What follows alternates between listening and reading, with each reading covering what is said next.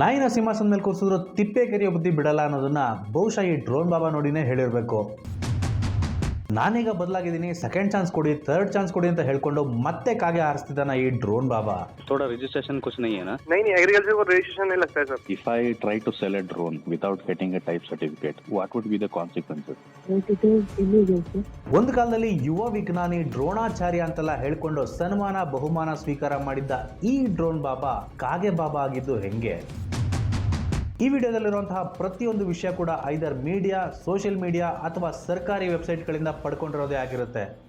ಯಾರೋ ಒಬ್ಬನನ್ನ ತಪ್ಪು ಅಂತ ಪ್ರೂವ್ ಮಾಡೋದು ಈ ವಿಡಿಯೋದ ಉದ್ದೇಶ ಅಲ್ಲ.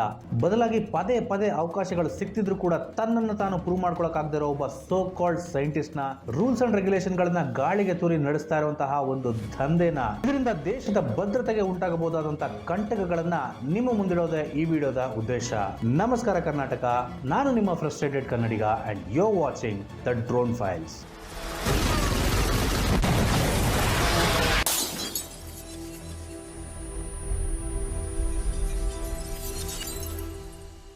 ಎರಡು 2018 ಈ ಡ್ರೋನ್ ಬಾಬಾ ಒಂದು ಖಾಸಗಿ ಚಾನೆಲ್ನ ಒಂದು ಪ್ರತಿಷ್ಠಿತ ಕಾರ್ಯಕ್ರಮದಲ್ಲಿ ಕಾಣಿಸ್ಕೊಳ್ತಾರೆ. ಇವರನ್ನ ಪರಿಚಯಿಸಿದ್ದು ಒಬ್ಬ ದೊಡ್ಡ ಸೆಲೆಬ್ರಿಟಿ. ಈ ಕಾರ್ಯಕ್ರಮದಲ್ಲಿ ಈತ ತಾನೊಬ್ಬ ಡ್ರೋನ್ ವಿಜ್ಞಾನಿ, ಡ್ರೋನ್ ಕ್ಷೇತ್ರದಲ್ಲಿ ತುಂಬಾ ಆವಿಷ್ಕಾರಗಳನ್ನ ಮಾಡಿದ್ದೀನಿ ಅಂತ ಹೇಳ್ಕೊಂಡಿದ್ದ. ಜೊತೆಗೆ ಅಂತಾರಾಷ್ಟ್ರೀಯ ಮಟ್ಟದಲ್ಲಿ ದೊಡ್ಡ ದೊಡ್ಡ ಪ್ರಶಸ್ತಿಗಳನ್ನ ಗೆದ್ದಿದ್ದೀನಿ ಅಂತ ಕೂಡ ಹೇಳ್ಕೊಂಡಿದ್ದ. ಇದಾದ ನಂತರ ಈತ ತುಂಬಾ ಪ್ರೈವೇಟ್, ಗವರ್ನಮೆಂಟ್ ನ್ಯೂಸ್ ಚಾನೆಲ್ಗಳಿಗೆ ಇಂಟರ್ವ್ಯೂ ಕೂಡ ಕೊಟ್ಟಿದ್ದ. ಕೆಲವು ನ್ಯೂಸ್ ಚಾನೆಲ್ಗಳಂತೂ ಯಾವ ಫ್ಯಾಕ್ಟ್ ಗಳನ್ನು ವೆರಿಫೈ ಮಾಡದೆ ಈತನಿಗೆ ಪ್ರಶಸ್ತಿಗಳನ್ನು ಕೂಡ ಕೊಟ್ಟಿದ್ರು. ರಾತ್ರೋರಾತ್ರಿ ಈ ಡ್ರೋನ್ ಬಾಬಾ ಕರ್ನಾಟಕದ ಮನೆ ಮಗನ ರೀತಿಯಲ್ಲಿ ಫೇಮಸ್ ಆಗಿದ್ದ. ಇದೇ ಕಾರಣಕ್ಕೆ ಹಲವಾರು ಸ್ಕೂಲು, ಕಾಲೇಜ್ಗಳು, ಅಷ್ಟೇ ಯಾಕೆ ಸರ್ಕಾರಿ ಸಂಸ್ಥೆಗಳು ಕೂಡ ಈತನನ್ನ ತುಂಬಾ ಕಾರ್ಯಕ್ರಮಗಳಿಗೆ ಇನ್ವೈಟ್ ಮಾಡಿದ್ರು. ಈತನ ಬಗ್ಗೆ ವಿಚಾರಿಸಿದಾಗ ಈತನನ್ನ ಚೀಫ್ ಗೆಸ್ಟ್ ಆಗಿ ಇನ್ವೈಟ್ ಮಾಡಿದಂತ ಒಂದು ಶಾಲೆಗೆ ಸಂಬಂಧಪಟ್ಟ ಒಬ್ಬ ವ್ಯಕ್ತಿ ಕೊಟ್ಟಂತ ಮಾಹಿತಿ ಪ್ರಕಾರ ಈತ ಒಂದು ಪ್ರೋಗ್ರಾಮ್ಗೆ ಚಾರ್ಜ್ ಮಾಡ್ತಿದ್ದಂತ ಮೊತ್ತ 1.5 ಲಕ್ಷ. ಕರ್ನಾಟಕ ವಿಜ್ಞಾನ ಪರಿಷತ್ಗೆ ಸೇರಿದಂತಹ ಒಬ್ಬ ವ್ಯಕ್ತಿ ಒಂದು ಸ್ಟೇಟ್ಮೆಂಟ್ ಅನ್ನ ಕೊಡ್ತಾರೆ. ಒಂದು ಕಾರ್ಯಕ್ರಮಕ್ಕೆ ಈ ಡ್ರೋನ್ ಬಾಬಾ ಬರ್ತಾ ಇದ್ದಾರೆ ಅಂದ್ರೆ ಅಲ್ಲಿ ಸಾವಿರಾರು ಸಂಖ್ಯೆಯಲ್ಲಿ ಜನಗಳು ಸೇರ್ತಾ ಇದ್ರು. ಆ ಮಟ್ಟಕ್ಕೆ ಈ ಡ್ರೋನ್ ಬಾಬಾ ಪಾಪ್ಯುಲರ್ ಆಗಿದ್ದ. ಸಿನಿಮಾ ಸ್ಟಾರ್ ಗಳಿಂದ ಹಿಡಿದು ರಾಜಕೀಯದವರಿಂದ ಹಿಡಿದು ಪ್ರತಿಯೊಂದು ಕ್ಷೇತ್ರದ ಗಣ್ಯ ವ್ಯಕ್ತಿಗಳ ಜೊತೆ ಈತನದು ಒಂದು ಸೆಲ್ಫಿ ಇರುತ್ತೆ. ಆ ಮಟ್ಟಕ್ಕೆ ಈತ ಪಾಪ್ಯುಲರ್ ಆಗಿದ್ದ. ಈ ಸೆಲ್ಫಿ ವಿಚಾರ ಯಾಕೆ ಬಂತು ಅನ್ನೋದನ್ನ ಮುಂದೆ ಹೇಳ್ತೀನಿ. ನಸೀಬ್ ಇಸ್ ಗಾಂಡು ಕ್ಯಾ ಕರೆಗ ಪಾಂಡು ಅನ್ನೋ ಹಾಗೆ 2020 ಜುಲೈ ತಿಂಗಳಿನಲ್ಲಿ ಈ ಡ್ರೋನ್ ಬಾಬಾ ವಿರುದ್ಧ ಒಂದು ಆರ್ಟಿಕಲ್ ಪ್ರಕಟ ಆಗುತ್ತೆ. ಇಂಡಿಪೆಂಡೆಂಟ್ ಫ್ಯಾಕ್ಟ್ ಚೆಕಿಂಗ್ ವೆಬ್ಸೈಟ್ ಒಂದು ಈತನ ವಿರುದ್ಧ ಒಂದು ಆರೋಪವನ್ನ ಮಾಡುತ್ತೆ. ಈತ ಯಾವ ಡ್ರೋನ್ ಅನ್ನು ಆವಿಷ್ಕಾರ ಮಾಡಿಲ್ಲ, ಈತ ಹೇಳ್ಕೊಂಡಿರೋ ರೀತಿ ಯಾವ ಅಂತಾರಾಷ್ಟ್ರೀಯ ಪ್ರಶಸ್ತಿಗಳನ್ನು ಗೆದ್ದಿಲ್ಲ. ಇನ್ಫ್ಯಾಕ್ಟ್ ಈತ ಹೇಳಿರುವಂತಹ ಪ್ರಶಸ್ತಿಗಳು ಎಕ್ಸಿಸ್ಟೆನ್ಸ್ ನಲ್ಲೇ ಇಲ್ಲ ಅಂತ ಒಂದು ವರದಿಯನ್ನ ಪ್ರಕಟ ಮಾಡುತ್ತೆ. ಅಲ್ಲಿಯವರೆಗೆ ನಿದ್ದೆಗಳಲ್ಲಿ ಜೈ ಡ್ರೋನ್ ಬಾಬಾ ಅಂತ ಜಪ ಮಾಡ್ತಿದ್ದ ನ್ಯೂಸ್ ಚಾನೆಲ್ಗಳು ಕೂಡ ಈತನನ್ನ ಪ್ರಶ್ನೆ ಮಾಡೋದಕ್ಕೆ ಸ್ಟಾರ್ಟ್ ಮಾಡ್ತವೆ. ಈ ಡ್ರೋನ್ ಬಾಬಾ ಕೂಡ ತನ್ನ ವಿರುದ್ಧ ಬಂದಿರುವಂತಹ ಆರೋಪಗಳೆಲ್ಲ ಸುಳ್ಳು, ನನ್ನ ಬಳಿ ಎಲ್ಲ ಸಾಕ್ಷಿಗಳಿದೆ, ಅತಿ ಶೀಘ್ರದಲ್ಲೇ ಇದನ್ನೆಲ್ಲ ಜನರ ಮುಂದೆ ಇಡ್ತೀನಿ ಅಂತ ಹೇಳ್ಕೊಂಡಿರ್ತಾರೆ. ಅದೇ ರೀತಿ ಕೆಲವು ದಿನಗಳಾದ್ಮೇಲೆ ಒಂದು ಖಾಸಗಿ ವಾಹಿನಿಯಲ್ಲಿ ಈ ಡ್ರೋನ್ ಬಾಬಾ ಕಾಣಿಸ್ಕೊಳ್ತಾರೆ ಅಂಡ್ ತನ್ನ ವಿರುದ್ಧ ಬಂದಿರುವಂತಹ ಆರೋಪಗಳಿಗೆ ಸಮಜಾಯಿಷಿಯನ್ನು ಕೂಡ ಕೊಡ್ತಾರೆ. ಆದ್ರೆ ತಾನು ಮಾಡಿದಂತಹ ಯಾವ ಕ್ಲೇಮ್ಸ್ಗೂ ಕೂಡ ಸರಿಯಾದ ದಾಖಲೆಗಳನ್ನ ತೋರಿಸೋದಿಲ್ಲ. ತನ್ನನ್ನು ತಾನು ಡ್ರೋನ್ ಮೇಧಾವಿ ಅಂತ ಹೇಳ್ಕೊಳ್ಳೋ ಈ ಡ್ರೋನ್ ಬಾಬಾ ಜನರು ಕೇಳಿದಂತಹ ಸಣ್ಣ ಪುಟ್ಟ ಪ್ರಶ್ನೆಗಳಿಗೂ ಕೂಡ ತಡಬಡಾಯಿಸಿ ಹೋಗ್ತಾರೆ. ಈ ಡ್ರೋನ್ ಬಾಬಾ ತನ್ನನ್ನು ತಾನು ಪ್ರೂವ್ ಮಾಡ್ಕೊಳ್ಳೋ ಭರದಲ್ಲಿ ಇದೇ ನೋಡಿ ಅಂತಾರಾಷ್ಟ್ರೀಯ ಮಟ್ಟದಲ್ಲಿ ನನಗೆ ಮೆಡಲ್ ತಂದುಕೊಟ್ಟಂತಹ ಡ್ರೋನು ಅಂತ ಒಂದು ಡ್ರೋನ್ನ ಫೋಟೋವನ್ನ ತೋರಿಸ್ತಾರೆ. ಈ ಡ್ರೋನ್ ಬಾಬಾ ಯಾವ ಡ್ರೋನು ತನ್ನದು ಅಂತ ಹೇಳ್ಕೊಂಡಿದ್ರೋ ಮಾರನೇ ದಿನಾನೇ ಆ ಡ್ರೋನ್ನ ಒರಿಜಿನಲ್ ಓನರ್ಸ್ ಜರ್ಮನಿಯ ಒಂದು ಪ್ರತಿಷ್ಠಿತ ಕಂಪನಿ ಒಂದು ಆರ್ಟಿಕಲ್ ಅನ್ನ ಪ್ರಕಟ ಮಾಡುತ್ತೆ. ಈ ಡ್ರೋನ್ ಬಾಬಾ ತೋರಿಸಿದಂತಹ ಡ್ರೋನು ನಮ್ಮ ಸಂಸ್ಥೆಗೆ ಸೇರಿದ್ದು, ನಮಗಾಗ್ಲಿ ಈ ಡ್ರೋನ್ ಬಾಬಾಗಾಗ್ಲಿ ಯಾವುದೇ ರೀತಿಯ ಸಂಬಂಧ ಇಲ್ಲ, ಇದೊಂದು ಫೇಕ್ ಕ್ಲೇಮ್ ಅಂತ ಒಂದು ಆರ್ಟಿಕಲ್ನ ಪಬ್ಲಿಷ್ ಮಾಡ್ತಾರೆ. ಅಷ್ಟೇ ಅಲ್ಲದೆ ಈ ಡ್ರೋನ್ ಬಾಬಾ ಏನಾದರೂ ಮತ್ತೆ ಈ ಡ್ರೋನ್ ನಂದು ಅಂತ ಹೇಳ್ಕೊಂಡ್ರೆ ಈತನ ವಿರುದ್ಧ ಲೀಗಲ್ ಆಗಿ ಕ್ರಮ ಜರುಗಿಸ್ತೀವಿ ಅಂತ ಕೂಡ ಈ ಸಂಸ್ಥೆ ಪ್ರಕಟ ಮಾಡಿರುತ್ತೆ. ಈ ಘಟನೆ ಆಗಿ 4 ವರ್ಷ ಆಗಿದ್ರು ಕೂಡ ಆ ಕಂಪನಿ ತಮ್ಮ ವೆಬ್ಸೈಟ್ನಿಂದ ಈ ಆರ್ಟಿಕಲ್ ಅನ್ನ ಡಿಲೀಟ್ ಮಾಡದೆ ಇನ್ನೂ ಇಟ್ಕೊಂಡಿದೆ ಅಂದರೆ ನೀವೇ ಇಮ್ಯಾಜಿನ್ ಮಾಡ್ಕೊಳ್ಳಿ ಈ ಡ್ರೋನ್ ಬಾಬಾ ಯಾವ ಮಟ್ಟದ ಫ್ರಾಡ್ ಇರಬಹುದು. ಅಲ್ಲಿವರೆಗೆ ಈ ಡ್ರೋನ್ ಬಾಬಾನ ಯುವ ವಿಜ್ಞಾನಿ ಅಂತ ತಮ್ಮ ಮಕ್ಕಳಿಗೆ ಎಕ್ಸಾಂಪಲ್ ಆಗಿ ತೋರಿಸಿ ಹೊಗಳುತ್ತಿದ್ದಂಥ ಜನನೇ ಮುಗಿಯೋದಕ್ಕೆ ಸ್ಟಾರ್ಟ್ ಮಾಡ್ತಾರೆ. ಇದಾದ್ಮೇಲೆ ಈ ಡ್ರೋನ್ ಬಾಬಾ ಕೂಡ ಕೆಲವು ತಿಂಗಳುಗಳ ಕಾಲ ಕಾಣೆ ಆಗ್ಬಿಡ್ತಾರೆ ಅಂಡ್ ಸಡನ್ ಆಗಿ ಒಂದು ದಿನ ಮತ್ತೆ ಕಾಣಿಸ್ಕೋತಾರೆ. ಇಲ್ಲಿಂದನೇ ಶುರುವಾಗೋದು ಡ್ರೋನ್ ಬಾಬಾ 2.0.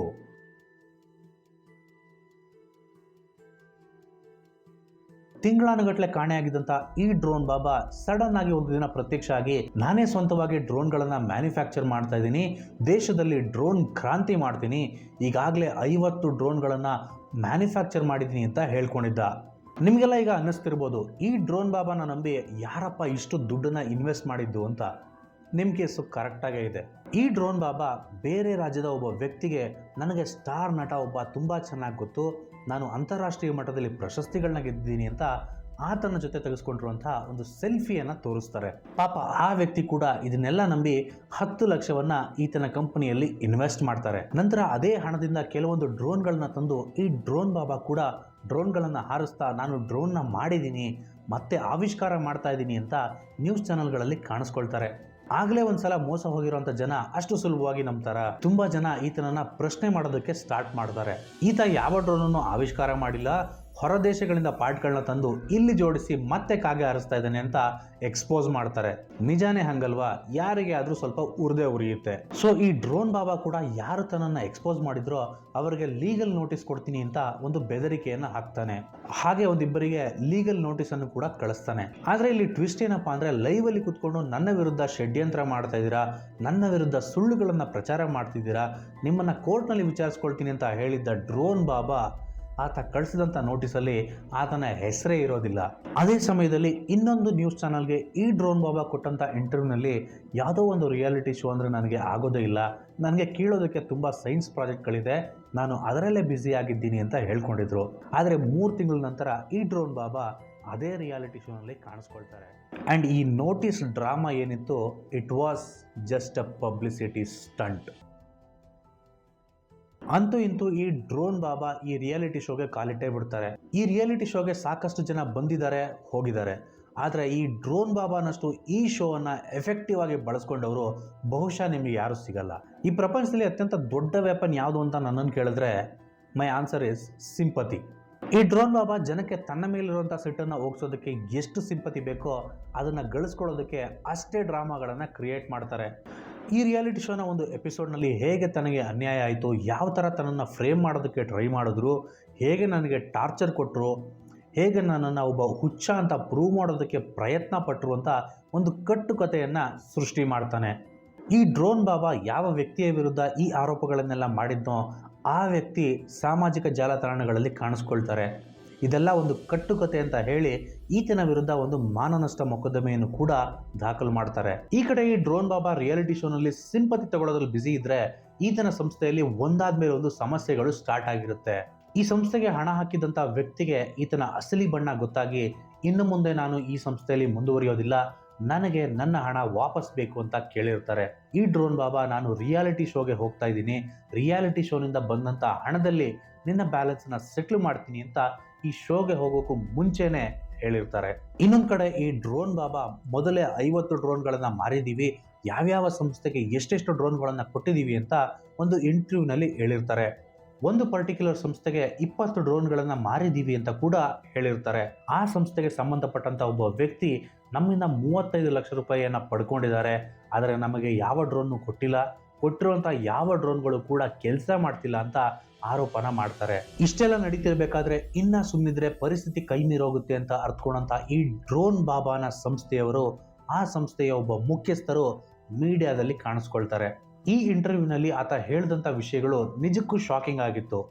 ಒಂದು ನ್ಯೂಸ್ ಚಾನಲಲ್ಲಿ ಕಾಣಿಸ್ಕೊಂಡಂಥ ಆ ವ್ಯಕ್ತಿ ಹೇಳ್ತಾರೆ, ನಮ್ಮ ಸಂಸ್ಥೆಗೆ ಡ್ರೋನ್ ತಯಾರಿಸೋದಕ್ಕೆ ಇನ್ನೂ ಲೈಸೆನ್ಸೇ ಬಂದಿಲ್ಲ, ನಾವು ಯಾವ ಡ್ರೋನ್ಗಳನ್ನು ಕೂಡ ತಯಾರಿಸಿಲ್ಲ, ಬಿಡಿ ಭಾಗಗಳನ್ನು ಅಸೆಂಬಲ್ ಮಾಡಿಕೊಟ್ಟಿದ್ದೀವಿ ಅಷ್ಟೇ ಅಂತ.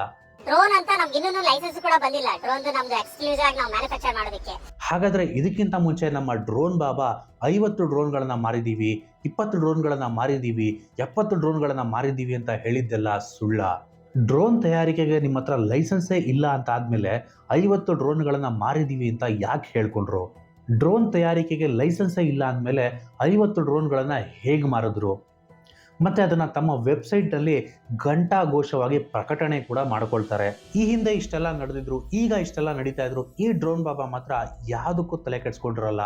ಕಾರಣ, ಯಾರು ಕೂಡ ತನ್ನ ವಿರುದ್ಧ ಸ್ಟೇಷನ್ ಮೆಟ್ಲು ಹತ್ತಲ್ಲ ಅನ್ನೋ ಬಂಡ ಧೈರ್ಯ. ಆದರೆ ಈ ಸಾರಿ ನಡೆದಿದ್ದೇ ಬೇರೆ. ಅಷ್ಟೊತ್ತಿಗಾಗಲೇ ಈ ಡ್ರೋನ್ ಬಾಬಾ ಆ ರಿಯಾಲಿಟಿ ಶೋನ ಗೆದ್ದು ಹೊರಗಡೆ ಬಂದಿರ್ತಾರೆ. ಜೊತೆಗೆ ಈತನ ವಿರುದ್ಧ ಬಹಳಷ್ಟು ಕೇಸ್ಗಳು ಕೂಡ ದಾಖಲಾಗ್ತವೆ. ಆಸ್ ಯೂಶುವಲ್ ಈ ಡ್ರೋನ್ ಬಾಬಾ ತನ್ನ ವಿರುದ್ಧ ಆರೋಪಗಳು ಕೇಳಿ ಬಂದ್ರು, ಮೀಡಿಯಾದಲ್ಲಿ ದೊಡ್ಡ ಸುದ್ದಿ ಆದ್ರೂ ಕೂಡ ಯಾವುದಕ್ಕೂ ಪ್ರತಿಕ್ರಿಯೆ ಕೊಡದೆ ಎಸ್ಕೇಪ್ ಆಗ್ತಾರೆ. ಈ ಕಡೆ ರಿಜಿಸ್ಟರ್ ಆಗಿದಂತಹ ಯಾವ ಕೇಸ್ಗಳಿಗೂ ಕೂಡ ಸರಿಯಾದ ತನಿಖೆ ನಡೆದೇ ನೆಲ ಕಚ್ಚುತ್ತೆ. ಶುರುನಲ್ಲಿ ಆರ್ಭಟ ಮಾಡಿದಂತ ಮೀಡಿಯಾಗಳು ಕೂಡ ತಣ್ಣಗಾಗೋಗುತ್ತೆ. ವರ್ಷಾನುಗಟ್ಲೆ ಕಷ್ಟಪಟ್ಟು ವಿಜ್ಞಾನ ಕ್ಷೇತ್ರದಲ್ಲಿ ಏನಾದ್ರೂ ಒಂದು ಸಾಧಿಸಬೇಕು ಅಂತ ಕನಸು ಕಾಣ್ತಾ ಇರುವಂತ ಯುವಕರಿಗೆ ಸರಿಯಾದ ಸಹಾಯ ಸಿಗದೆ ಅವರ ಟ್ಯಾಲೆಂಟ್ ವ್ಯರ್ಥ ಆಗ್ತಿದ್ರೆ, ಈ ಕಡೆ ತಾನೊಬ್ಬ ದೊಡ್ಡ ವಿಜ್ಞಾನಿ ಅಂತ ಹೇಳ್ಕೊಂಡು ಬಂದ ಈ ಫ್ರಾಡ್ ಮತ್ತೊಮ್ಮೆ ದೊಡ್ಡ ಸೆಲೆಬ್ರಿಟಿ ಆಗಿದ್ದ. ತಾನು ಏನು ಮಾಡಿದ್ರು ಯಾವ ಕಾನೂನು ಕೂಡ ಏನು ಮಾಡಲ್ಲ, ಯಾರು ಏನು ಕಿತ್ಕೊಳ್ಳೋಕ್ಕಾಗಲ್ಲ ಅನ್ನೋ ಭಂಡ ಧೈರ್ಯ ಬಂದಿರಬಹುದು. ಹೀಗೆ ತಿಂಗಳುಗಳು ಕಳೆದೋಯ್ತು. ಈ ಡ್ರೋನ್ ಬಾಬಾನ ಪಾಪ್ಯುಲಾರಿಟಿ ಕೂಡ ನಿಧಾನವಾಗಿ ಕಡಿಮೆ ಆಗ್ತಾ ಬಂತು. ಒಂದು ಸಾರಿ ರುಚಿ ನೋಡಿರೋ ಬೆಕ್ಕು ಸುಮ್ಮನೆ ಇರುತ್ತಾ? ಈ ಡ್ರೋನ್ ಬಾಬಾಗೆ ಯಾವಾಗ್ಲೂ ಪ್ರಚಾರದಲ್ಲಿ ಇರಬೇಕು ಅನ್ನೋ ತೆವಲು ಅನ್ಸುತ್ತೆ. ಇರಲಾರ್ದೆ ಇರುವೆ ಬಿಟ್ಕೊಂಡ್ರು ಅನ್ನೋ ಹಾಗೆ ಯಾವುದೋ ಒಂದು ಥರ್ಡ್ ಕ್ಲಾಸ್ ಎಕ್ಸ್ಪೆರಿಮೆಂಟ್ ಮಾಡೋಕೆ ಹೋಗಿ ಈಗ ಮುದ್ದೆ ಮುರಿಯುವಂತ ಪರಿಸ್ಥಿತಿಗೆ ಬಂದಿದ್ದಾನೆ. ಇದಿಷ್ಟು ಇಲ್ಲಿವರೆಗೆ ನೀವು ಕೇಳಿರಬಹುದಾದ, ನೋಡಿರಬಹುದಾದ ಅಥವಾ ನಿಮಗೆ ಗೊತ್ತಿರಬಹುದಾದಂಥ ಕಥೆ. ಆದರೆ ಇದರಲ್ಲಿ ನಿಜ ಯಾವುದು? ನಿಜವಾಗ್ಲೂ ಈ ಡ್ರೋನ್ ಬಾಬಾನ ಇವತ್ತಿನ ಪರಿಸ್ಥಿತಿಗೆ ಕಾರಣ ಯಾರು? ಇತ್ತೀಚೆಗೆ ಒಂದಷ್ಟು ಜನ ಸಿಂಪ್ ಸಾವಿತ್ರಿಗಳು ಹುಟ್ಕೊಂಡ್ಬಿಟ್ಟಿದ್ದಾರೆ. ಇವ್ರು ಹೆಂಗೆ ಅಂದ್ರೆ, ಯಾರೇ ಏನೇ ತಪ್ಪು ಮಾಡ್ಲಿ, ರಾಜಕಾರಣಿಗಳು ತಪ್ಪು ಮಾಡಲ್ವಾ, ಅವರು ಅದನ್ನ ಮಾಡಿಲ್ವಾ, ಇವನು ಈ ಹಗರಣ ಮಾಡಿಲ್ವಾ, ಅವರನ್ನ ಕೇಳಿ ಇವರನ್ನ ಕೇಳಿ ಅಂತ ಕೆಲಸ ಕಾರ್ಯ ಇಲ್ದಿರೋ ಬೇವರ್ಸಿಗಳ ತರ ಕಮೆಂಟ್ ಹಾಕೋದನ್ನೇ ಕೆಲಸ ಮಾಡ್ಕೊಂಡ್ಬಿಟ್ಟಿರ್ತಾರೆ. ಇಷ್ಟೆಲ್ಲ ನಡೀತಾ ಇದ್ರು ಕೂಡ ಸಂಬಂಧಪಟ್ಟವ್ರನ್ನ ಪ್ರಶ್ನೆ ಮಾಡ್ಬೇಕಾ ಅಥವಾ ಏನು ನಡೆದೇ ಇಲ್ಲ ಅನ್ನೋ ರೀತಿ ಸುಮ್ಮನೆ ಇರ್ಬೇಕಾ? ಈ ವಿಡಿಯೋ ಮೂಲಕ ಒಂದಷ್ಟು ವಿಚಾರಗಳನ್ನ ನಿಮ್ ಮುಂದೆ ಇಡಬೇಕು ಅನ್ಕೊಂಡಿದೀನಿ. ಜೊತೆಗೆ ಇದೆಲ್ಲದಕ್ಕೂ ಕರ್ತೃ ಕರ್ಮ ಕ್ರಿಯಾ ಆಗಿರುವಂತಹ ಶ್ರೀ ಡ್ರೋನ್ ಬಾಬಾ ಅವರಿಗೆ ಒಂದಷ್ಟು ಪ್ರಶ್ನೆಗಳನ್ನು ಕೂಡ ಕೇಳೋಣ ಅನ್ಕೊಂಡಿದೀನಿ. ಮೊದಲನೇದಾಗಿ, ಈ ಡ್ರೋನ್ ಬಾಬಾ ರಿಯಾಲಿಟಿ ಶೋನಿಂದ ಹೊರಗಡೆ ಬಂದ್ಮೇಲೆ ತನ್ನ ಹಳೆ ತಪ್ಪುಗಳನ್ನ ತಿದ್ಕೋಬಹುದು, ತನ್ನ ಹಳೆ ತಪ್ಪುಗಳಿಗೆ ಕ್ಷಮೆ ಕೇಳಬಹುದು, ಬದಲಾಗಬಹುದು ಅಂತ ಎಲ್ಲರೂ ಎಕ್ಸ್ಪೆಕ್ಟ್ ಮಾಡಿದ್ರು, ಇನ್ಕ್ಲೂಡಿಂಗ್ ಮೀ. ಆದರೆ ಈ ಡ್ರೋನ್ ಬಾಬಾ ಮಾತ್ರ ತನ್ನ ಹಳೆ ಕಥೆಯನ್ನೇ ರಿಪೀಟ್ ಮಾಡ್ದ. ಈಗಲೂ ಕೂಡ ಈತ ತನ್ನ ಜಪಾನ್ ಕಥೆಯನ್ನ ಮುಂದುವರಿಸ್ತಾ ಇದ್ದಾನೆ. ಈಗಲೂ ಈತ ತನ್ನ ಹಳೆ ಕಥೆಯನ್ನೇ ಮುಂದುವರಿಸ್ತಾ ಇದ್ದಾನೆ ಅಂದ್ರೆ ಅದಕ್ಕೆ ಸರಿಯಾದಂತ ಸಾಕ್ಷಿ ಕೇಳೋದ್ರಲ್ಲಿ ತಪ್ಪೇನೂ ಇಲ್ಲ ಅಲ್ವಾ? ಈ ಹಿಂದೆ ಯಾವುದೋ ಒಂದು ನ್ಯೂಸ್ ಚಾನಲ್ ಅಲ್ಲಿ ಕಾಣಿಸ್ಕೊಂಡಾಗ ಈತ ಕೆಲ್ಸಕ್ಕೆ ಬರದೇ ಇರುವಂತ ಒಂದು 4 ಪ್ರೂಫ್ಗಳನ್ನ ತೋರಿಸಿದ್ದ. ನನ್ನ ಪ್ರಶ್ನೆ ತುಂಬಾ ಸಿಂಪಲ್. ಈ ಡ್ರೋನ್ ಬಾಬಾ ತಾನೇ ಹೇಳ್ಕೊಂಡಿರೋ ಹಾಗೆ ಯಾವುದೇ ಒಂದು ಸ್ಪರ್ಧೆಗೆ ಏಕಾಏಕಿ ಹೋಗೋದಕ್ಕಾಗೋದಿಲ್ಲ. ಅದಕ್ಕೆ ಒಂದು ಅಪ್ಲಿಕೇಶನ್ ಅಂತ ಸಬ್ಮಿಟ್ ಮಾಡಬೇಕು. ಅದನ್ನ ಶಾರ್ಟ್ ಲಿಸ್ಟ್ ಆದ ನಂತರ ಆತನಿಗೆ ಒಂದು ಸೆಲೆಕ್ಷನ್ ಲೆಟರ್ ಬಂದಿರುತ್ತೆ. ಈತ ಅಲ್ಲಿಗೆ ಹೋಗುವಾಗೂ ಕೂಡ ಸಾಕಷ್ಟು ತಯಾರಿಗಳನ್ನ ಮಾಡಿರ್ತಾರೆ. ಈತನೇ ಹೇಳ್ಕೊಂಡಾಗೆ 80 ದೇಶಗಳಿಗೆ ಈತ ಹೋಗಿದ್ದಾನೆ ಅಂದ್ರೆ ಪ್ರತಿಯೊಂದು ದೇಶಕ್ಕೂ ಕೂಡ ವೀಸಾ ಅನ್ನೋದೊಂದು ಇರುತ್ತೆ. ಆ ವೀಸಾದಲ್ಲಿ ಆ ದೇಶಕ್ಕೆ ಯಾವ ಪರ್ಪಸ್ಗೋಸ್ಕರ ಹೋಗಿದ್ದಾರೆ, ಸ್ಟೂಡೆಂಟ್ ಆಗಿ ಹೋಗಿದಾರಾ, ಟೂರಿಸ್ಟ್ ಆಗಿ ಹೋಗಿದಾರಾ, ಬಿಸ್ನೆಸ್ ಮನ್ ಆಗಿ ಹೋಗಿದಾರಾ ಅನ್ನೋಂತಹ ಡೀಟೇಲ್ಸ್ ಮೆನ್ಷನ್ ಆಗಿರುತ್ತೆ. ನಾನು ಡ್ರೋನ್ ಬಾಬಾ ಅವ್ರಿಗೆ ಕೇಳೋದು ಇಷ್ಟೇ, ನೀವು 80 ದೇಶಗಳಿಗೆ ಹೋಗಿದ್ದೀರಾ, ಅಂತಾರಾಷ್ಟ್ರೀಯ ಮಟ್ಟದಲ್ಲಿ ಪ್ರಶಸ್ತಿ ಗೆದ್ದಿದ್ದೀರಾ ಅಂದ್ರೆ ಈ ದೇಶಗಳಿಗೆ ಯಾವ ಕಾರಣಕ್ಕೆ ಹೋಗಿದ್ದೀರಿ ಅಂತ ನಿಮ್ಮ ವೀಸಾನ ಒಂದ್ಸಲ ತೋರಿಸ್ತೀರಾ? ಇನ್ನು ಈ ಡ್ರೋನ್ ಬಾಬಾ ತನ್ನ ಸೆಕೆಂಡ್ ಇನ್ನಿಂಗ್ಸ್ ಅನ್ನ ಪ್ರಾರಂಭ ಮಾಡಿದ್ದು ಒಂದು ಡ್ರೋನ್ ಮ್ಯಾನುಫ್ಯಾಕ್ಚರಿಂಗ್ ಕಂಪನಿ ಮೂಲಕ. ಭಾರತದಲ್ಲಿ ಯಾರೇ ಡ್ರೋನ್ ಅನ್ನ ತಯಾರಿಕೆ ಮಾಡೋದಾಗ್ಲಿ ಮಾರಾಟ ಮಾಡೋದಾಗ್ಲಿ ಮಾಡಬೇಕು ಅಂದ್ರೆ DGCA ವತಿಯಿಂದ ಪರ್ಮಿಷನ್ ತಗೋಬೇಕು. ಅಂಥದ್ರಲ್ಲೇ ಒಂದು ಪರ್ಮಿಷನ್ ಟೈಪ್ ಸರ್ಟಿಫಿಕೇಟ್. ಭಾರತದಲ್ಲಿ ಯಾರೇ ಒಬ್ರು ಡ್ರೋನ್ ಅನ್ನ ಮಾರಾಟ ಮಾಡಬೇಕಾದ್ರೆ ಅದಕ್ಕೆ ಟೈಪ್ ಸರ್ಟಿಫಿಕೇಟ್ ಅನ್ನೋದು ಇರಬೇಕು.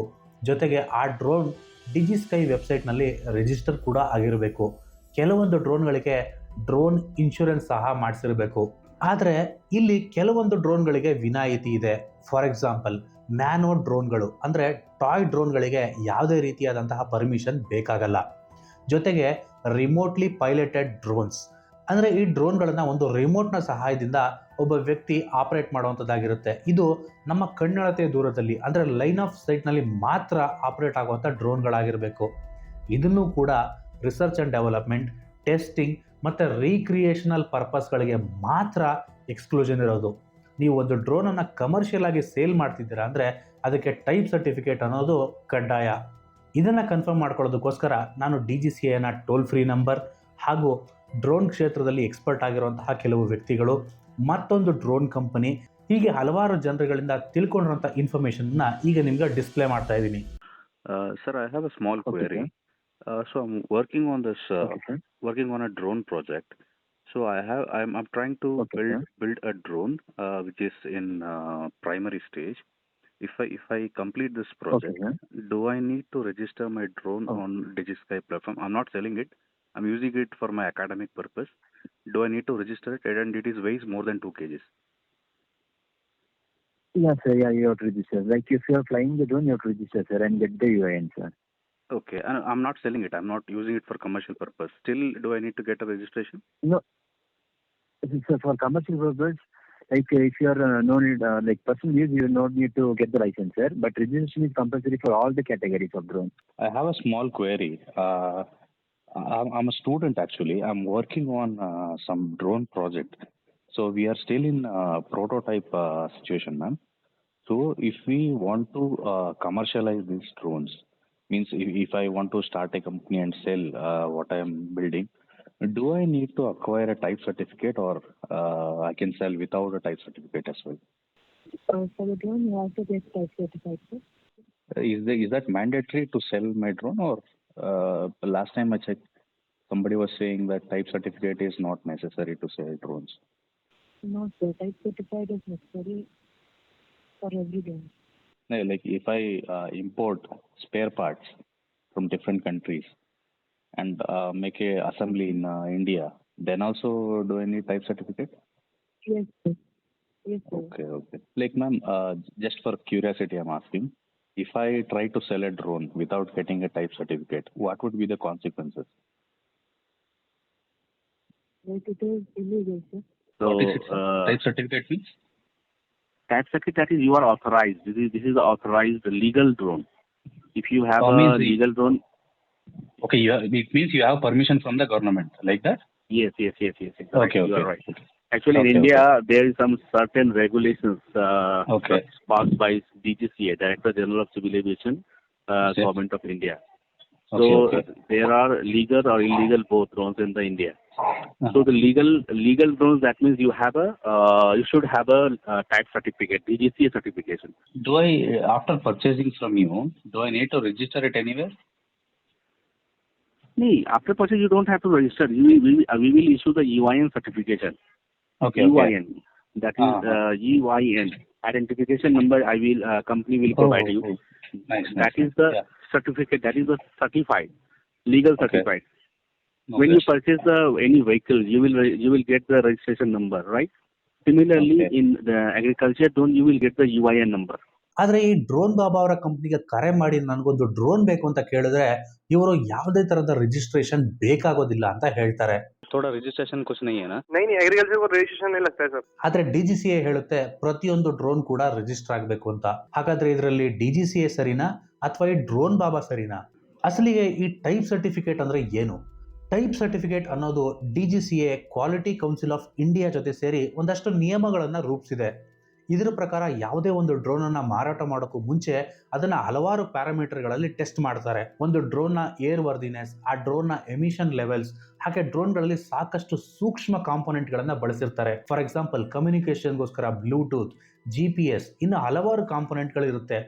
ಈ ಕಾಂಪೊನೆಂಟ್ಗಳು ಎಲೆಕ್ಟ್ರೋಮ್ಯಾಗ್ನೆಟಿಕ್ ಇಂಟರ್ಫರೆನ್ಸ್ ಅನ್ನ ತಡ್ಕೊಳ್ಳುತ್ತಾ, ಹೀಗೆ ಹಲವಾರು ಪ್ಯಾರಾಮೀಟರ್ಗಳನ್ನು ಟೆಸ್ಟ್ ಮಾಡಿ ಸತತ 60 ದಿನಗಳ ಕಾಲ ಈ ಒಂದು ಡ್ರೋನ್ಗಳನ್ನು ಟೆಸ್ಟ್ ಮಾಡ್ತಾರೆ. ಕೆಲವೊಂದು ಕೇಸ್ಗಳಲ್ಲಿ ತಿಂಗಳಾನುಗಟ್ಟಲೆ ಟೆಸ್ಟ್ ಮಾಡಿದ ನಂತರವೇ ಈ ಡ್ರೋನ್ಗಳಿಗೆ ಒಂದು ಟೈಪ್ ಸರ್ಟಿಫಿಕೇಟ್ ಅನ್ನ ಇಶ್ಯೂ ಮಾಡ್ತಾರೆ. ಈ ರೀತಿ ಸರ್ಟಿಫಿಕೇಟ್ ಅನ್ನ ಪಡ್ಕೊಂಡಿರುವಂತಹ ಡ್ರೋನ್ಗಳು ಬೈ ಡಿಫಾಲ್ಟ್ DGCA ನಲ್ಲಿ ರಿಜಿಸ್ಟರ್ ಆಗಿ ಕಸ್ಟಮರ್ಗೆ ಸಿಗುತ್ತೆ. ಕಸ್ಟಮರ್ಗಳು ಮತ್ತೊಂದು ಸಾರಿ ಇದನ್ನು ರಿಜಿಸ್ಟ್ರೇಷನ್ ಮಾಡುವಂಥ ಅವಶ್ಯಕತೆ ಇರೋದಿಲ್ಲ. ಆದರೆ ಭಾರತದಲ್ಲಿ ಈ ರೀತಿ ಸರ್ಟಿಫಿಕೇಟ್ ಕೊಡುವಂತಹ ಆಫೀಸ್ಗಳು ತುಂಬ ಕಡಿಮೆ ಇರೋದ್ರಿಂದ ಸಾಕಷ್ಟು ಕಂಪನಿಗಳು ವೇಟಿಂಗ್ ಲಿಸ್ಟ್ನಲ್ಲೇ ಇರ್ತವೆ. ಇವನ್ನ ನಾನ್ ಟೈಪ್ ಸರ್ಟಿಫೈಡ್ ಅಂತ ಕರೀತಾರೆ. ಆದರೆ ಈ ಕಂಪನಿಗಳು ತಮಗೆ ಸರ್ಟಿಫಿಕೇಟ್ ಸಿಗೋವರೆಗೂ ನಾವು ಟೈಪ್ ಸರ್ಟಿಫೈಡ್ ಕಂಪನಿಗಳು ಅಂತ ಹೇಳ್ಕೊಳ್ಳೋ ಹಾಗಿಲ್ಲ. ಹಾಗಾಗಿನೇ ನೀವು ಡಿಜಿಟಲ್ ಸ್ಕೈ ವೆಬ್ಸೈಟನ್ನು ಚೆಕ್ ಮಾಡಿದ್ರೆ ಅಲ್ಲಿ ಟೈಪ್ ಸರ್ಟಿಫೈಡ್ ಹಾಗೂ ನಾನ್ ಟೈಪ್ ಸರ್ಟಿಫೈಡ್ ಎರಡೂ ಕಂಪನಿಗಳು ನಿಮಗೆ ಕಾಣಿಸುತ್ತೆ. ಇದಲ್ಲದೆ ಕೆಲವು ಮಾಡೆಲ್ಗಳಿಗೆ ಎಕ್ಸಂಪ್ಷನ್ ಇದೆ.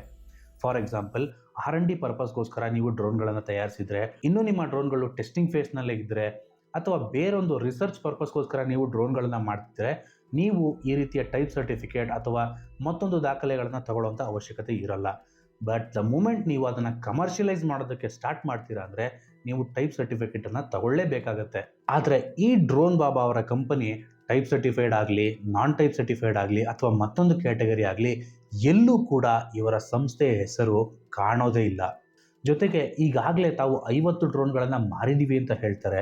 ಆ ಡ್ರೋನ್ಗಳು ರಿಜಿಸ್ಟರ್ ಆಗಿದೆಯೋ ಇಲ್ವೋ ಅದು ಕೂಡ ನಮಗೆ ಗೊತ್ತಿಲ್ಲ. ಈ ವಿಷಯನ ನಾನು ಕನ್ಫರ್ಮ್ ಮಾಡ್ಕೊಳ್ಳೋಕ್ಕೋಸ್ಕರ ಸ್ವತಃ DGCAಗೆ ರೈಟ್ ಟು ಇನ್ಫಾರ್ಮೇಷನ್ ಆ್ಯಕ್ಟ್ನಲ್ಲಿ ಒಂದು ಮಾಹಿತಿಯನ್ನು ಕೇಳ್ತೀನಿ. ಈ ಡ್ರೋನ್ ಬಾಬಾ ಅವರ ಕಂಪನಿಯ ಹೆಸರು DGCA ವೆಬ್ಸೈಟ್ಗಳಲ್ಲಿ ರಿಜಿಸ್ಟರ್ ಆಗಿದೆಯಾ ಅಂತ. ಸೊ ಅಲ್ಲಿಂದ ನನಗೆ ಬಂದಂಥ ಉತ್ತರ, ಇರುವಂತಹ ಇನ್ಫಾರ್ಮೇಷನ್ ಎಲ್ಲ ಡಿಜಿಟಲ್ ಸ್ಕೈ ಪ್ಲ್ಯಾಟ್ಫಾರ್ಮ್ನಲ್ಲೇ ಇದೆ, ಅಲ್ಲಿರುವಂತಹ ಇನ್ಫಾರ್ಮೇಷನ್ನೇ ಫೈನಲ್ ಅಂತ. ಸೊ ಈ ವೆಬ್ಸೈಟ್ನಲ್ಲಿ ಇವರ ಸಂಸ್ಥೆಯ ಬಗ್ಗೆ ಯಾವ ಮಾಹಿತಿನೂ ಇಲ್ಲ. ಸೊ ನನ್ನ ಸೆಕೆಂಡ್ ಕ್ವಶನ್, ಡ್ರೋನ್ ಬಾಬಾ ಅವರ ಸಂಸ್ಥೆ ಲೀಗಲ್ ಆಗಿ ಡ್ರೋನ್ಗಳನ್ನು ತಯಾರಿಸೋದಕ್ಕೆ ಲೈಸೆನ್ಸನ್ನು ಹೊಂದಿದೆಯಾ? ನಿಮ್ಮ ಬಳಿ ಟೈಪ್ ಸರ್ಟಿಫಿಕೇಟ್ ಇದೆಯಾ? ಇದೆ ಅಂದರೆ ನಿಮ್ಮ ಹೆಸರು ಡಿಜಿಟಲ್ ಸ್ಕೈ ವೆಬ್ಸೈಟ್ನಲ್ಲಿ ಯಾಕೆ ಕಾಣಲ್ಲ? ಅಥವಾ ನಾನು ಇತ್ತೀಚೆಗೆ ಈ ಡ್ರೋನ್ಗಳ ಬಗ್ಗೆ ರಿಸರ್ಚ್ ಮಾಡುವಾಗ ನನಗೆ ಕಂಡು ಬಂದಂಥ ಇನ್ನೊಂದು ವಿಷಯ ಏನಪ್ಪ ಅಂತಂದರೆ, ಬಹಳಷ್ಟು ಕಂಪನಿಗಳು ಈ ಇಂಡಿಯಾ ಮಾರ್ಟ್ ಅಥವಾ ಬೇರೆ ಬೇರೆ ವೆಬ್ಸೈಟ್ಗಳಲ್ಲಿ ರಿಜಿಸ್ಟರ್ ಆಗಿರುತ್ತೆ. ಇವರನ್ನು ಕಾಲ್ ಮಾಡಿ ನನಗೊಂದು ಡ್ರೋನ್ ಬೇಕು ಅಂತ ಕೇಳಿದಾಗ ಬೇರೊಂದು ಕಂಪನಿಯ ಕಾಂಟ್ಯಾಕ್ಟನ್ನು ಕೊಡ್ತಾರೆ. ಆ ಕಂಪನಿಗಳು ಟೈಪ್ ಸರ್ಟಿಫೈಡ್ ಅಥವಾ ನಾನ್ ಟೈಪ್ ಸರ್ಟಿಫೈಡ್ನಲ್ಲಿ ಅವರ ಹೆಸರಿದೆ. ಈ ಸಂಸ್ಥೆಗಳು ಕೇವಲ ಮೀಡಿಯೇಟರ್ ಕೆಲಸನ ಮಾಡ್ತಾ ಇದ್ದಾರೆ. ಸೊ ಹಾಗೆ ಶ್ರೀ ಡ್ರೋನ್ ಬಾಬಾ ಅವರ ಕಂಪ್ನಿನೂ ಕೂಡ ಒಂದು ಮೀಡಿಯೇಟರ್ ಕಂಪ್ನಿನ, ಜಸ್ಟ್ ಬೇರೆ ಕಡೆಯಿಂದ ಡ್ರೋನ್ಗಳನ್ನು ಪರ್ಚೇಸ್ ಮಾಡಿ ಕಸ್ಟಮರ್ಗೆ ಮಾರ್ತಿದ್ದೀರಾ, ನೀವು ಸರ್ವಿಸ್ಗಳನ್ನ ಪ್ರೊವೈಡ್ ಮಾಡ್ತಿದ್ದೀರಾ? ನಿಮ್ಮ ಉತ್ತರ ಹೌದು ಅನ್ನೋದಾದರೆ ನಾವೇ ಡ್ರೋನ್ಗಳನ್ನು ಮ್ಯಾನುಫ್ಯಾಕ್ಚರ್ ಮಾಡ್ತಾ ಇದ್ದೀವಿ ಅಂತ ಯಾಕೆ ಕ್ಲೇಮ್ ಮಾಡ್ಕೊಂಡ್ರಿ? ಹಾಗಾದರೆ ನಿಮ್ಮ ಇಷ್ಟು ವರ್ಷಗಳ ಕ್ಲೇಮ್ಸ್ನ ಅರ್ಥ ಏನು? ಇದು ನನ್ನ ಎರಡನೇ ಪ್ರಶ್ನೆ. ಹೋಗಲಿ, ಯಾವುದೋ ಒಂದು ಕ್ಲಾಸ್ನಲ್ಲಿ ಇವರಿಗೆ ಮ್ಯಾನುಫ್ಯಾಕ್ಚರ್ ಮಾಡೋದಕ್ಕೆ ಅಥವಾ ಮಾರೋದಕ್ಕೆ ಪರ್ಮಿಷನ್ ಇದೆ ಅಂತಾನೆ ಅಂದ್ಕೊಳ್ಳೋಣ. ಇದೇ ಡ್ರೋನ್ ಬಾಬಾ ಅವರು ತಾವೇ ಡ್ರೋನ್ಗಳನ್ನು ಫ್ಲೈ ಮಾಡ್ತಾ ಕನಿಷ್ಠ ಅಂದರೂ 10-15 ಬಾರಿ ತಮ್ಮ ಸೋಷಿಯಲ್ ಮೀಡಿಯಾ ಪ್ಲ್ಯಾಟ್ಫಾರ್ಮ್ಗಳಲ್ಲಿ ಹಂಚ್ಕೊಂಡಿದ್ದಾರೆ. ಆದರೆ ಇಲ್ಲಿ ಗಮನಿಸಬೇಕಾಗಿರೋ ಇನ್ನೊಂದು ವಿಷಯ ಏನಪ್ಪ ಅಂತಂದರೆ, 2 kgಗಿಂತ ಮೇಲ್ಪಟ್ಟಂಥ ಯಾವುದೇ ಡ್ರೋನನ್ನು ಫ್ಲೈ ಮಾಡೋದಕ್ಕೂ ಕೂಡ ರಿಮೋಟ್ ಪೈಲಟ್ ಲೈಸೆನ್ಸ್ ಅನ್ನೋದು ಬೇಕು. ಆಗಲೇ ಹೇಳಿದಾಗೆ ಇಲ್ಲೂ ಕೂಡ ಒಂದಷ್ಟು ಎಕ್ಸ್ಕ್ಲೂಷನ್ಗಳಿದೆ. ಯಾರಿಗೆ ಅಂದರೆ ಸ್ಟೂಡೆಂಟ್ಗಳಿಗೆ ಮತ್ತು ರಿಸರ್ಚ್ ಆ್ಯಂಡ್ ಡೆವಲಪ್ಮೆಂಟ್ ಪರ್ಪಸ್ಗೋಸ್ಕರ ಡ್ರೋನ್ಗಳನ್ನು ಯೂಸ್ ಮಾಡ್ತಿರೋರಿಗೆ ಮಾತ್ರ. ಆದರೆ ಶ್ರೀ ಡ್ರೋನ್ ಬಾಬಾ ಅವರು ಅದೇ ಡ್ರೋನ್ಗಳನ್ನು ತಗೊಂಡು ಔಷಧಿ ಸಿಂಪಡಣೆ ಮಾಡಿ ಗಂಟೆಗೆ 700 ರೂಪಾಯಿ ತಗೊಳ್ತಾ ಕಮರ್ಷಿಯಲ್ ಆಗಿ ಯೂಸ್ ಮಾಡ್ಕೊಳ್ತಾ ಇದ್ದಾರೆ.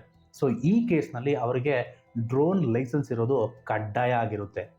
ಆದರೆ ಶ್ರೀ ಡ್ರೋನ್ ಬಾಬಾ ಅವರ ಹೆಸರು ರಿಮೋಟ್ ಪೈಲಟ್ಗಳ ಲಿಸ್ಟ್ನಲ್ಲಿ ಕಾಣಿಸೋದೇ ಇಲ್ಲ. ಸೊ ಇದನ್ನು ಕನ್ಫರ್ಮ್ ಮಾಡ್ಕೊಳ್ಳೋಕ್ಕೆ ಮತ್ತೆ ನಾವು DGCAಗೆ RTI ಮಾಡಿ ಕೇಳಿದಾಗ ಅಲ್ಲಿಂದ ಬಂದಂಥ ಉತ್ತರ ಸೇಮ್. ಇರುವಂತಹ ಎಲ್ಲ ರಿಮೋಟ್ ಪೈಲಟ್ಗಳ ಹೆಸರು ಡಿಜಿಟಲ್ ಸ್ಕೈ ವೆಬ್ಸೈಟ್ನಲ್ಲಿದೆ, ಅದೇ ಫೈನಲ್ ಅಂತ. ಜೊತೆಗೆ ತಮಗೆ ಲೈಸೆನ್ಸ್ ಇಲ್ಲ ಅಂದರೂ ಕೂಡ ಶ್ರೀ ಡ್ರೋನ್ ಬಾಬಾ ಅವರು ಸಾರ್ವಜನಿಕರನ್ನ ಕರ್ಕೊಂಬಂದು ಡ್ರೋನನ್ನು ಅವ್ರ ಕೈಗೆ ರಿಮೋಟನ್ನು ಕೊಟ್ಟು ಹಾರಿಸಿ ಅಂತ ಬಿಡ್ತಾರೆ. ಒಬ್ಬ ಡ್ರೋನ್ ಸೈಂಟಿಸ್ಟ್ ಆದವನಿಗೆ ಡ್ರೋನ್ಗಳನ್ನು ವಿತೌಟ್ ಲೈಸೆನ್ಸ್ ಹಾರಿಸಬಾರ್ದು ಅನ್ನೋ ಕಾಮನ್ ಸೆನ್ಸ್ ಇರಬೇಕು. ಜೊತೆಗೆ ಇತ್ತೀಚೆಗೆ ಒಬ್ಬರು ಮಹಿಳೆಯನ್ನು ರಿಕ್ರೂಟ್ ಮಾಡಿ ಇವರನ್ನು ನಾವು ಡ್ರೋನ್ ಪೈಲಟ್ ಆಗಿ ನಮ್ಮ ಸಂಸ್ಥೆಗೆ ಸೇರಿಸ್ಕೊಂಡಿದ್ದೀವಿ ಅಂತ ಹೇಳ್ತಾರೆ. ಅವರ ಹೆಸರನ್ನು ಹುಡುಕಿದ್ರೂ ಕೂಡ ಅವರ ಹೆಸರು ಕೂಡ ನಿಮಗೆ ರಿಮೋಟ್ ಪೈಲಟ್ಗಳ ಲಿಸ್ಟಲ್ಲಿ ಕಾಣಿಸಲ್ಲ. ನಿಜವಾಗ್ಲೂ ಡ್ರೋನ್ ಬಾಬಾ ಅವರಿಗೆ ಈ ರೂಲ್ಸ್ಗಳು ಗೊತ್ತಿಲ್ವಾ? ಯಾಕೆಂದರೆ ಸ್ವತಃ ಡ್ರೋನ್ ಬಾಬಾ ಅವರೇ ಒಂದು ಇಂಟರ್ವ್ಯೂನಲ್ಲಿ ಹೇಳ್ತಾರೆ, ನಮಗೆ ಮಿನಿಸ್ಟ್ರು, ಪ್ರೈಮ್ ಮಿನಿಸ್ಟರ್ ಅಂತೂ ಭಯ ಆಗಲ್ಲ, DGCA ಕಂಡ್ರೆ ತುಂಬ ಭಯ ಆಗುತ್ತೆ ಅಂತ. ಈಗ ಡ್ರೋನ್ ಬಾಬಾ ಅವರಿಗೆ DGCA ಮೇಲೆ ಆ ಭಯ ಗೌರವ ಇಲ್ವಾ? ನಿಜವಾಗ್ಲೂ ಡ್ರೋನ್ ಬಾಬಾ ಅವರ ಹತ್ರ ರಿಮೋಟ್ ಪೈಲಟ್ ಲೈಸೆನ್ಸ್ ಇದೆಯಾ? ಇದ್ದರೆ ತೋರಿಸೋದಕ್ಕೆ ಯಾಕೆ ಇಷ್ಟು ಹೆಸಿಟೇಟ್ ಮಾಡ್ತಿದ್ದಾರೆ ಅನ್ನೋದು ನನ್ನ ಮೂರನೇ ಪ್ರಶ್ನೆ. ಇದ್ರ ಜೊತೆಗೆ ನಾನು ಈ ಹಿಂದೆ ಹೇಳಿದೆ ನಿಮಗೆ, ಯಾವುದೋ ಒಂದು ಸಂಸ್ಥೆಗೆ ಒಂದು 20 ಡ್ರೋನ್ಗಳನ್ನು ಕೊಟ್ಟಿದ್ದೀವಿ ಅಂತ ಹೇಳಿದರು. ಆದರೆ ಆ ಸಂಸ್ಥೆಯ ಮಾಲೀಕರು ಬಂದರು, ಯಾವ ಡ್ರೋನು ಕೊಟ್ಟಿಲ್ಲ, 35 ಲಕ್ಷ ರೂಪಾಯಿಗಳನ್ನ ತಗೊಂಡು ಮೋಸ ಮಾಡಿದ್ದಾರೆ ಅಂತ ದೂರು ಕೊಟ್ಟಿದ್ರು ಅಂತ ಹೇಳಿದೆ. ಆ ಒಂದು ರಿಯಾಲಿಟಿ ಶೋ ಮುಗಿದ ನಂತರ ಇವರಿಗೆ ಒಂದಷ್ಟು ಹಣನ ಕೊಟ್ಟು ಮಿಕ್ಕಿದ್ದನ್ನ ನಿಧಾನವಾಗಿ ಸೆಟ್ಲ್ ಮಾಡ್ತೀನಿ ಅಂತ ಹೇಳಿದ್ರು ಅಂತ ನಮಗೆ ಮಾಹಿತಿ. ಆದರೆ ಇಲ್ಲಿವರೆಗೂ ಆ ಹಣ ಸೆಟ್ಲ್ ಆಗಿಲ್ಲ ಅಂತ ಇತ್ತೀಚೆಗೆ ನಮಗೆ ಗೊತ್ತಾಯಿತು. ಇಲ್ಲಿ ಟ್ವಿಸ್ಟ್ ಏನಪ್ಪ ಅಂದರೆ, ಈ 35 ಲಕ್ಷ ಹಣನ ಯಾರು ಕೊಟ್ಟಿದ್ರು, ಆ ಸಂಸ್ಥೆ ರೈತರ ಹತ್ರ ನಿಮಗೆ ಡ್ರೋನ್ ಕೊಡ್ತೀವಿ, ನಿಮಗೆ ಡ್ರೋನ್ಗಳನ್ನು ಕೊಡ್ತೀವಿ, ಅದರಿಂದ ನಿಮ್ಮ ವ್ಯವಸಾಯ ಈಸಿ ಆಗುತ್ತೆ ಅಂತ ಹೇಳಿ ಆ ಹಣನ ಕಲೆಕ್ಟ್ ಮಾಡಿದ್ರಂತೆ. ವಿಪರ್ಯಾಸ ಏನಂದರೆ, ಇದೇ ಡ್ರೋನ್ ಬಾಬಾ ಈ ರಿಯಾಲಿಟಿ ಶೋನಲ್ಲಿ ತಾನು ಒಬ್ಬ ರೈತನ ಮಗ, ನಾನು ಬಡ ಕುಟುಂಬದಿಂದ ಬಂದವನು ಅಂತ ಪ್ರೊಜೆಕ್ಟ್ ಮಾಡ್ಕೊಂಡಿದ್ದ. ಇದಕ್ಕಿಂತ ದೊಡ್ಡ ಐರನಿ ಏನಾದರೂ ಇದೆಯಾ? ಜೊತೆಗೆ ಈ ಸಂಸ್ಥೆಗೆ ಹಣ ಉಳಿದಂಥವ್ರು ಏನಿದ್ದಾರೆ ಅವರು ಕೂಡ ಇಲ್ಲಿವರೆಗೆ ಕಾದರೂ ಕೂಡ ಅವರಿಗೆ ಯಾವುದೇ ಉತ್ತರ ಕೂಡ ಈ ಡ್ರೋನ್ ಬಾಬಾನಿಂದ ಬಂದಿಲ್ವಂತೆ. ಇದು ನಿಮ್ಮ ಮಾಹಿತಿಗೋಸ್ಕರ ಅಷ್ಟೇ. ಇದನ್ನೆಲ್ಲ ಕೇಳಿ ಕೆಲವ್ರಿಗೆ ಅನ್ಸ್ತಿರ್ಬೋದು, ಇದು ಯಾವ ದೊಡ್ಡ ತಲೆ ಹೋಗೋ ವಿಚಾರ ಗುರು, ಇದರಲ್ಲಿ ಅಂಥದ್ದೇನಿದೆ ಅಂತ. ನೀವು ಅಂದ್ಕೊಳ್ತಿರೋ ಅಷ್ಟು ಸುಲಭವಾದ ವಿಷಯ ಇದಲ್ಲ. Let me explain. ಈ ಡ್ರೋನ್ ಬಾಬಾ ಇವನ ಕಂಪನಿಯನ್ನು ಒಂಚೂರು ಪಕ್ಕಕ್ಕಿಡಿ. ಇವತ್ತು ಭಾರತದಲ್ಲಿ ಡ್ರೋನ್ಗಳ ಸಂಖ್ಯೆ ದಿನೇ ದಿನೇ ಹೆಚ್ಚಾಗ್ತಾ ಇದೆ. ಹಾಗೆ ಈ ಡ್ರೋನ್ಗಳ ವಿಚಾರದಲ್ಲಿರುವಂತಹ ನಿಯಮಗಳಲ್ಲಿ ಇನ್ನೂ ತುಂಬ ಬದಲಾವಣೆಗಳು ಬರೋದು ಬಾಕಿ ಇದೆ. ಇವತ್ತು ಮಾರ್ಕೆಟ್ನಲ್ಲಿ ತುಂಬ ನಕಲಿ ಡ್ರೋನ್ ಕಂಪನಿಗಳು ಚಾಲ್ತಿಯಲ್ಲಿದ್ದಾವೆ. ಸರಿಯಾದ ಲೈಸೆನ್ಸ್ ಇಲ್ಲದೆ, ರಿಜಿಸ್ಟ್ರೇಷನ್ ಇಲ್ಲದೆ ತುಂಬಾ ಕಂಪನಿಗಳು ಹೊರದೇಶಗಳಿಂದ ಪಾರ್ಟ್ಗಳನ್ನ ತಂದು ಇಲ್ಲಿ ಜೋಡಿಸಿ ಡ್ರೋನ್ಗಳನ್ನ ಮಾರುವಂತಹ ಕೆಲಸನ ಮಾಡ್ತಾ ಇದ್ದಾರೆ. ತುಂಬಾ ರಾಜ್ಯಗಳಲ್ಲಿ ಇಲ್ಲೀಗಲ್ ಆಗಿ ಡ್ರೋನ್ಗಳನ್ನ ಹಾರಿಸಿ ಸಿಕ್ಕಾಕೊಂಡಿರುವಂತಹ ತುಂಬಾ ಕೇಸ್ಗಳನ್ನ ನಾವು ನೋಡಿದೀವಿ. ಈ ಡ್ರೋನ್ಗಳಲ್ಲಿ ಕೆಲವು ಡ್ರೋನ್ಗಳಿಗೆ 5ರಿಂದ 20 kg ವರೆಗೂ ಪೇಲೋಡ್ ಅನ್ನ ಹೊರುವಂತ ಕೆಪಾಸಿಟಿ ಇದೆ. ಇತ್ತೀಚೆಗೆ ಈ ಡ್ರೋನ್ ಬಾಬಾ ಸುದ್ದಿಯಾದಂತ ಒಂದು ಪ್ರಕರಣದಲ್ಲಿ ಬಳಸಿದಂತ ಒಂದು ರಾಸಾಯನಿಕನ ಈ ಡ್ರೋನ್ಗೆ ಅಟ್ಯಾಚ್ ಮಾಡಿ ಯಾವುದಾದ್ರೂ ಒಂದು ನೀರಿರುವಂತಹ ಪ್ರದೇಶದಲ್ಲಿ ಬೀಳಿಸಿದ್ರೆ ಏನಾಗಬಹುದು ಅಂತ ಜಸ್ಟ್ ಇಮ್ಯಾಜಿನ್ ಮಾಡ್ಕೊಳ್ಳಿ. ಇತ್ತೀಚೆಗೆ ಸೋಷಿಯಲ್ ಮೀಡಿಯಾದಲ್ಲಿ ವೈರಲ್ ಆದಂತಹ ಒಂದು ವಿಡಿಯೋನ ನಿಮಗೆ ತೋರಿಸ್ತೀನಿ. ಇಡೀ ಬೆಂಗಳೂರು ಮ್ಯಾಪೇ ನನ್ನ ಹತ್ರ ಇದೆ. ಇಡೀ ಬೆಂಗಳೂರು, ಎಂಟೈರ್ ಬೆಂಗಳೂರು ಶಿವ ಅನ್ನಿಸ್ತೀನಿ. BMRCL ಮೆಟ್ರೋ, ನಮ್ಮ ಶಂಕರಣ್ಣನ ಮೆಟ್ರೋ ಶಿವ ಅನ್ನಿಸ್ತೀನಿ. DRDO ಪವರ್ ಎಲ್ಲಿಂದ ಹೋಗುತ್ತೆ ಅಂತ ಗೊತ್ತು, ಇಸ್ರೋ ಪವರ್ ಎಲ್ಲಿಂದ ಹೋಗುತ್ತೆ ಅಂತ ಗೊತ್ತು, ಆರ್ಮಿ ಕ್ಯಾಂಪಸ್ಗಳಿಗೆ ಪವರ್ ಎಲ್ಲಿಂದ ಹೋಗುತ್ತೆ ಗೊತ್ತು, ಎಲ್ಲಿ ಪಿನ್ ಇಟ್ರೆ ಎಲ್ಲಿ ಬ್ಲಾಸ್ಟ್ ಮಾಡ್ಬೋದು ಅಂತಾನೂ ಗೊತ್ತು. ಶಿವ ಅನ್ನಿಸ್ತೀನಿ. ಪಿನ್ ಹಾಕಿದ್ರೆ ಎಲ್ಲಿ ಬ್ಲಾಸ್ಟ್ ಆಗುತ್ತೆ, ಯಾವ ಕೇಬಲ್ಗೆ ಇಕ್ಕಿದ್ರೆ ಏನಾಗುತ್ತೆ ಅಂತ ಚೆನ್ನಾಗಿ ಕಲ್ತ್ಬಿಟ್ಟಿದ್ದೀನಿ ಸರ್. ಅದಕ್ಕೆ ಹೇಳೋದು ಸರ್, ಎಜುಕೇಶನ್ ಈಸ್ ಇಂಪಾರ್ಟೆಂಟ್ ಅಂತ. ಶಿವ ಅನ್ನಿಸ್ತೀನಿ. ಇಲ್ಲೊಬ್ಬ ವ್ಯಕ್ತಿ ಬೆಂಗಳೂರಿನ ಸೇನಾ ನೆಲೆಗಳ ಮೇಲೆ, ಮೆಟ್ರೋ ಮೇಲೆ, ವಿಜ್ಞಾನಕ್ಕೆ ಹೆಸರುವಾಸಿಯಾಗಿರುವಂತಹ ಸ್ಥಳಗಳ ಮೇಲೆ ಅಟ್ಯಾಕ್ ಮಾಡ್ತೀನಿ ಅಂತ ಬಹಿರಂಗವಾಗಿ ಸವಾಲ್ ಹಾಕ್ತಾ ಇದ್ದಾನೆ. ಒಂದು ಸಾರಿ ಇಮ್ಯಾಜಿನ್ ಮಾಡ್ಕೊಳ್ಳಿ, ಇಂತಹ ವ್ಯಕ್ತಿಗಳಿಗೆ, ಭಾರತಕ್ಕೆ ಕೇಡು ಬಯಸುವಂತಹ ವ್ಯಕ್ತಿಗಳಿಗೆ ಈ ರೀತಿಯ ಇಲ್ಲೀಗಲ್ ಡ್ರೋನ್ಗಳು ಸಿಕ್ಕಿದ್ರೆ ಏನಾಗಬಹುದು. ಪ್ರತಿಯೊಂದು ಡ್ರೋನ್ಗೂ ಕೂಡ UIN ಅಂತ ಇರುತ್ತೆ, ಯುನೀಕ್ ಐಡೆಂಟಿಫಿಕೇಶನ್ ನಂಬರ್. ಅಂದ್ರೆ ಹೇಗೆ ನಮ್ಮ ವೆಹಿಕಲ್ಗಳಿಗೆ ಒಂದು ನಂಬರ್ ಪ್ಲೇಟ್ ಇರುತ್ತೋ, ಹೇಗೆ ಒಂದು ಚಾಸಿಸ್ ನಂಬರ್ ಇರುತ್ತೋ, ಪ್ರತಿಯೊಂದು ಡ್ರೋನ್ಗೂ ಇದು ಅವಶ್ಯಕ.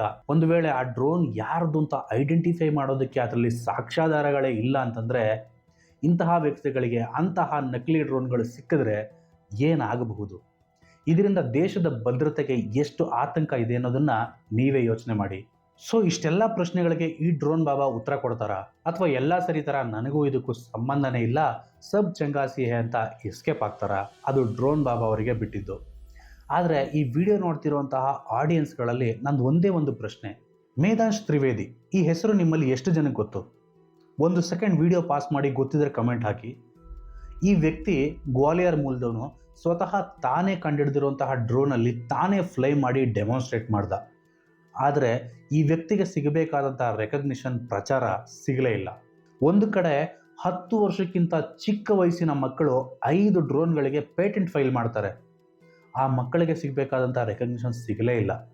ಆದರೆ ತಾನೊಬ್ಬ ದೊಡ್ಡ ಡ್ರೋನ್ ಸೈಂಟಿಸ್ಟು, ದೊಡ್ಡ ಮೇಧಾವಿ ಅಂತ ಹೇಳ್ಕೊಂಡು ಬರೋ ಫ್ರಾಡ್ಗಳಿಗೆ ರಿಯಾಲಿಟಿ ಶೋಗಳಿಗೂ ಕರೀತಾರೆ, ನ್ಯೂಸ್ಗಳಲ್ಲಿ ಇಂಟರ್ವ್ಯೂನೂ ಕೊಡಿಸ್ತಾರೆ, ದೊಡ್ಡ ಮಟ್ಟದಲ್ಲಿ ಪ್ರಚಾರನೂ ಸಿಗುತ್ತೆ. ಇವತ್ತು ಭಾರತ 140 ಕೋಟಿ ಜನಸಂಖ್ಯೆ ಹೊಂದಿದ್ರು ಭಾರತದಲ್ಲಿ ಫೈಲ್ ಆಗುವಂತಹ ಪೇಟೆಂಟ್ಗಳ ಸಂಖ್ಯೆ ನೋಡಿದ್ರೆ ನಾಚಿಕೆ ಆಗುತ್ತೆ. ಬೆಂಗಳೂರಿನಷ್ಟು ಪಾಪ್ಯುಲೇಷನ್ ಇಲ್ಲದೆ ಇರುವಂತಹ ಎಷ್ಟೋ ದೇಶಗಳು ಸಾವಿರಾರು ಸಂಖ್ಯೆಯಲ್ಲಿ ಪೇಟೆಂಟ್ಗಳನ್ನ ಫೈಲ್ ಮಾಡ್ತಾರೆ. ಕಾರಣ ಇಷ್ಟೇ, ಇಲ್ಲಿ ನಿಜವಾದ ಸೈಂಟಿಸ್ಟ್ಗಳಿಗೆ, ನಿಜವಾದ ಸಾಧಕರಿಗೆ ಬೆಲೆ ಸಿಗ್ತಿಲ್ಲ. ಸಾಧಕರು ಅಂತ ಹೇಳ್ಕೊಂಡು ಬರೋ ಫ್ರಾಡ್ಗಳಿಗೆ ಪ್ರತಿಯೊಂದು ಸಿಗ್ತಾ ಇದೆ. ಇನ್ನಾದ್ರೂ ಸ್ವಲ್ಪ ಯೋಚನೆ ಮಾಡಿ, ಯಾರನ್ನ ಸಪೋರ್ಟ್ ಮಾಡ್ತಿದ್ದೀರಾ, ಯಾರನ್ನ ಬೆಂಬಲಿಸ್ತಿದ್ದೀರಾ ಅಂತ. ಇವತ್ತಿನ ಈ ಪರಿಸ್ಥಿತಿಗೆ ಕೇವಲ ಡ್ರೋನ್ ಬಾಬಾ ಒಬ್ಬನೇ ಕಾರಣ ಅಲ್ಲ. ಯಾವುದೇ ಫ್ಯಾಕ್ಟ್ಗಳನ್ನ ವೆರಿಫೈ ಮಾಡದೆ ಈತನನ್ನ ಸಪೋರ್ಟ್ ಮಾಡಿದಂಥ ನ್ಯೂಸ್ ಚಾನಲ್ಗಳು, ಯಾವುದೇ ಫ್ಯಾಕ್ಟ್ಗಳನ್ನ ವೆರಿಫೈ ಮಾಡದೆ ಈತನನ್ನ ಸನ್ಮಾನಿಸಿದವರು, ಬ್ಲೈಂಡ್ ಆಗಿ ಈತನನ್ನ ಫಾಲೋ ಮಾಡಿದವರು, ಸಿಕ್ಕಾಕೊಂಡಾಗ ಈತನನ್ನ ಕರೆಕ್ಟಾಗಿ ಪ್ರಶ್ನೆ ಮಾಡದೆ ಎಸ್ಕೇಪ್ ಆಗಕ್ಕೆ ಬಿಟ್ಟಂಥ ಅದೇ ಮೀಡಿಯಾಗಳು, ಸರ್ಕಾರ, ನಮ್ಮ ಕಾನೂನು ವ್ಯವಸ್ಥೆ, ಪ್ರತಿಯೊಬ್ಬರು ಕೂಡ ಜವಾಬ್ದಾರಿನೇ. ಸೊ ಅಟ್ಲೀಸ್ಟ್ ಇನ್ನು ಮುಂದಾದರೂ ಇಂತಹ ಫ್ರಾಡ್ಗಳನ್ನು ಬೆಂಬಲಿಸೋದನ್ನು ನಿಲ್ಲಿಸಿ. ದಯವಿಟ್ಟು ನಿಜವಾದ ಸಾಧಕರಿಗೆ ಬೆಂಬಲ ಕೊಡಿ ಅಂತ ಹೇಳ್ತಾ ಈ ವಿಡಿಯೋನ ಮುಗಿಸ್ತಾ ಇದ್ದೀನಿ. ಇಲ್ಲಿವರೆಗೂ ವಿಡಿಯೋ ನೋಡಿದ್ದೀರಾ ಅಂದರೆ ನಿಮ್ಮ ತಲೆಯಲ್ಲಿ ಈಗಾಗಲೇ ಒಂದು ಕ್ವಶನ್ ಬಂದಿರುತ್ತೆ, ಡೈರೆಕ್ಟಾಗಿ ಅವನ ಹೆಸರೇ ಹೇಳ್ಬೋದಲ್ವಾ ಅಂತ. ಇದು ಡ್ರೋನ್ ಬಾಬಾ ಅವ್ರ ಲಾಜಿಕ್ಕೆ. ಮೊದಲನೇದಾಗಿ ನಾನು ಯಾರ ಹೆಸರನ್ನು ಹೇಳೇ ಇಲ್ಲ, ಆದರೆ ಹೇಳ್ತಿರೋದು ಅವನ ಬಗ್ಗೆನೇ ಅಂತ ಅವನಿಗೂ ಗೊತ್ತು, ಹೇಳ್ತಿರೋ ನನಗೂ ಗೊತ್ತು, ನೋಡ್ತಿರೋ ನಿಮಗೂ ಗೊತ್ತು. That's it for today guys.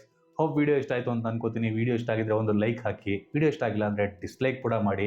ಹಾಗೆ ನಿಮಗೇನು ಅನಿಸುತ್ತೆ ಅನ್ನೋದನ್ನು ತಪ್ಪದೇ ಕಮೆಂಟ್ ಸೆಕ್ಷನಲ್ಲಿ ತಿಳಿಸಿ. ಆದಷ್ಟು ಬೇಗ ಸಿಗ್ತೀನಿ. ಸ್ವಲ್ಪ ಕಾಂಟ್ರವರ್ಸಿ ಮಾಡೋಣ.